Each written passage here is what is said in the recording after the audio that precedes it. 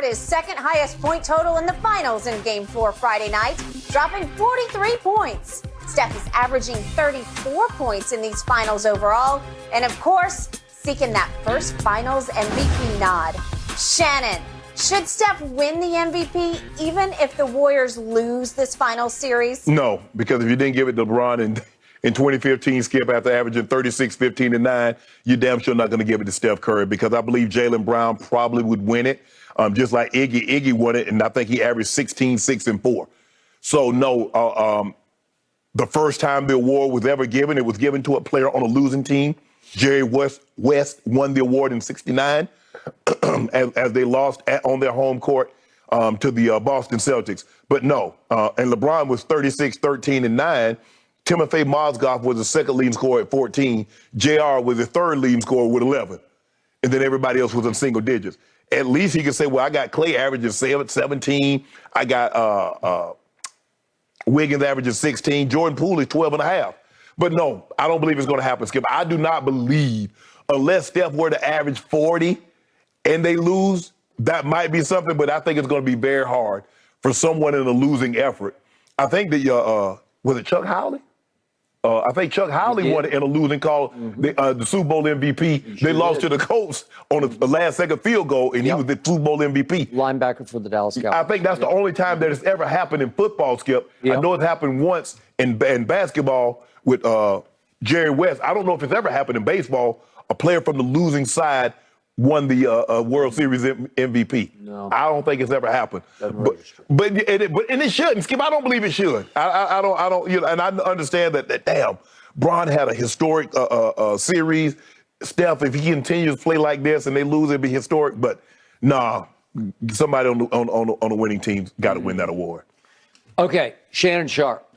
Here is a shining example of why I proclaimed on Friday that Steph Curry has eclipsed LeBron James and Aaron Rodgers as the most overprotected superstar in the world. Because the media right now is on hair trigger, wanting, hoping, praying for Steph to finally win an MVP. It's the best story of the finals. Well, he ain't going into my top 10. Okay. He was on the losing side, and he wins the MVP. He's not balding in the top 10.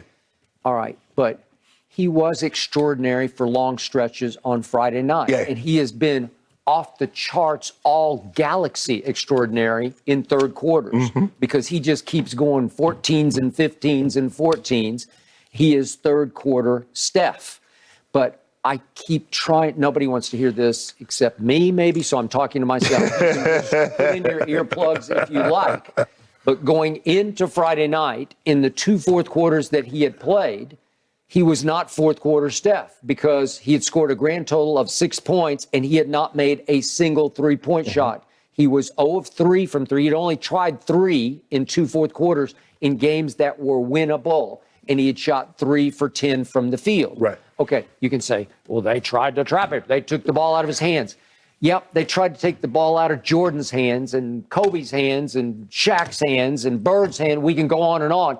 If you're that dude, you just figure out how to beat it. And we have seen Steph dance on triple coverage. I have before, where when he starts to feel it, when he starts to believe it, he is hard to stop because he can pull up from the logo. Yeah. And when he is feeling that kind of heat in his body, it's just hard to deal with it because we've seen him in regular season games and earlier round playoff games. He just shoots the literal lights out of you, out of your building and out of your own dome. He just puts your lights out because it's such a crusher. It's a way more crushing shot than even the slam dunk used to be.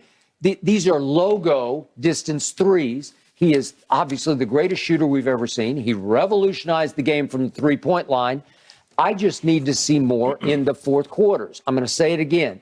He was pedestrian. By his standards, he was shockingly off in the first 3 finals games he ever played while LeBron was playing his 3 greatest games. And then Iggy turned it around in game 4. I look back at LeBron's career, that was a turning point night for LeBron because game 4 was in his palace in Cleveland. And Iggy made him work. Yeah. And he shot 8 of 22, and he was 2 of 8 from 3, and he's 5 of 10 from the free throw line. And Iggy held him to 20, which he was averaging 41 in the first 3 games. And Iggy outscored him 22-20, and that started the crescendo, the snowball building for Iggy to win MVP. And I didn't have a problem with it. You could have made a case for Steph. You could, in the biggest picture, make a case for LeBron, except for Game 4. Right. Because 5 and 6, he bounced back. Right. But they were rolling, and the bandwagon just ran over the Cavaliers. Yeah, LeBron averaged 31, 15, and 9 over the final 3 games, even when you consider that that 20-point performance in Game 4. So I'll buy that if ever somebody deserved, you could have made a case. I've never seen him better than that, because obviously he lost Kevin Love, and then he lost Kyrie in overtime in Game 1, and it's him and Delly. You know, Delly's riding shotgun. Are you kidding me? And I like Matthew Dellavedova because he plays his little tail off and he knows how to play. Right. But that's your 1-2 punch. Right. And Delly made a couple of big shots and a couple of big free throws. Oh, got a big rebound and putback. They got fouled and ended up winning in Game 2. Okay. So he gave him all that he could. Yeah. But if LeBron had just sealed the deal in Game 4, we might be having a whole different conversation about his legacy, to me, because if they go up 3-1 on that Golden State team, it's the same team that we're seeing right now, except they were all a lot younger. Yep. Okay? Yep. But because they were so much younger, I don't think they knew who they were yet. I know they'd won a bunch of games in the regular season. I know Steph had won MVP. But you can see with Steph as the superstar of this group, it's still vulnerable psychologically because Steph can come and go. He'll have a burst in a quarter, and then in the fourth quarters, he can go quiet. But see, that's the difference, Skip. LeBron could never have a game in which JR wasn't hitting those shots that Klay Thompson hit. Yep. They didn't have a Jordan Poole that was going to come in and give them 14 quality points outside of the game, too, in which Delly played really well. Yep. They didn't get that. And so the thing is, like I said, even though Steph is averaging more than the next 2 leading scorers, but they're getting timely. Wiggins had 16 rebounds, Skip. Yep. 17 points, 16 rebounds. You got Looney coming in and giving you off the bench and giving you major production They're a good on the team. board. Yes, they got parts. Yeah, but I'm like Skip. I just can't in good conscience give it to a guy. It's not like Jaylen Brown is 22 points and 7 rebounds. Hell, if Iggy got it with 16 and 6. Jaylen Brown should get it with 22 and 7. He would have a shot. And it wasn't like Kawhi blew the roof out of the place in 2014, Skip. He did not. He averaged 17 and got Finals MVP. Okay, so here's what sticks in my craw. Trying to be objective here. I love Steph. In the beginning, I was the only one at ESPN who fought for Steph to go #1 in that draft over Blake Griffin, and he fell down to, what was it? Like 7? I think it was 7. Whatever. But you look back at it, would he go 1? Yeah, he'd go 1 today. And Blake had a good career, but I'd take Steph over Blake, right? And most times than not, Skip, you know how it works. They always take the good big man over the good little man. Yeah. And that, Elijah Wan. I mean, I don't think you look back at it and says, okay, because Elijah Wan was unbelievable. But Sam Bowie, Portland kicking them, they're still kicking them. They're still kicking them. Okay. So what happened in the fourth quarter again on Friday night?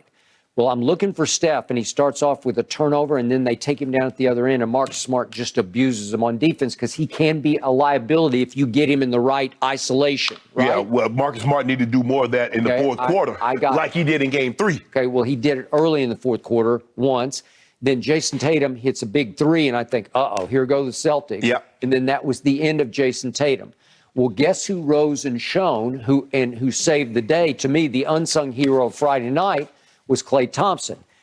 Let's see his 3 shots that he made before Steph even scratched in the fourth quarter, because Steph didn't score a point until 3:49 was left in the game. Here's Klay.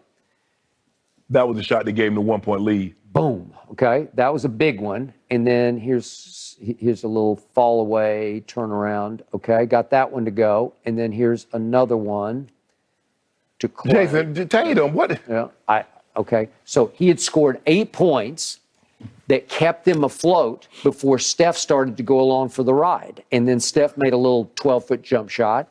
And then it wasn't until the 142 mark of the fourth quarter that Steph finally made his first 3 of all the fourth quarters in these finals. He made a 3 that gave them a 6-point lead. We could see it.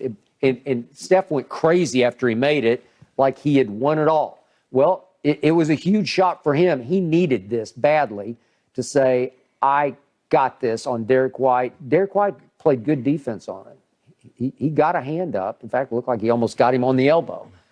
And Steph just goes crazy after this because that it felt like the dagger. The game wasn't over, but he had to make 5 of 6 free throws. I give you that. He went to the line, but that's just, he can do that. But it just goes to show you the depth of this team, that they're great. Their best player doesn't have to score all the points in order for them to win. No. More times than not, Skip, that's normally the case. Remember, if Jimmy Butler wasn't getting it done in the fourth quarter, nobody was getting it done. But you get Clay making a big-time shot. You get Wiggins getting an offensive rebound and a putback. And that's what makes them so dangerous. Yes, Steph is going to get his, but when you least expect it, although Clay probably, like you said, he might be game 6. He might turn into game 6, Clay, in game 5. You never know.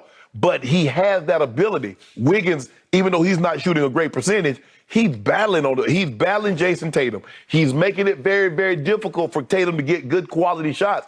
Tatum is shooting good from the 3, but it's the missed layups, Skip. I agree. He missed another 2 or 3 layups the other night. And it's the complaining. And Man, don't even get me to because Andrew Wiggins was the first pick in the draft. Yeah. He's pretty good. Yeah. Right? And I think he's sacrificed some of his offense, although he's not he's not the greatest offensive guy.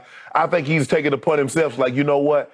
If we're going to have a chance to win this series, it's not going to be because I'm scoring 25. It's going to be because